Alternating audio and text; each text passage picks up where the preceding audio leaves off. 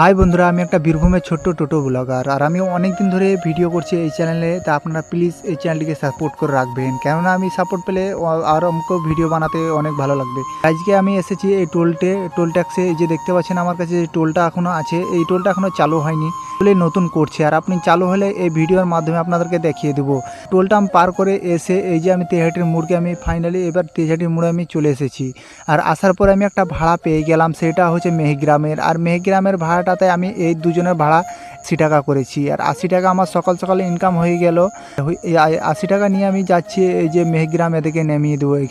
এখানে নামার পর এই যে এখানে নামিয়ে দিলাম আমি। নামার পর এবারে এই রাস্তা দিয়ে যাচ্ছি, কিন্তু এই রাস্তাটা এত ছোট আর শুধু টোটোটাই পাস হবে। এই যে দেখাচ্ছি আপনাদেরকে, এই রাস্তাটা এতই ছোট হলেও আমার টোটোটাই যাচ্ছে, আর গাড়ি এলে আমি পাস করতে পারবো না। সেটা আমাকে অনেক চিন্তা করতে হবে। এই যে চারিদিকে দেখতে পাচ্ছেন ধান আর ধান, ধান চুলো সব পেকে গেছে। আর আপনার এই চ্যানেলে 100 খান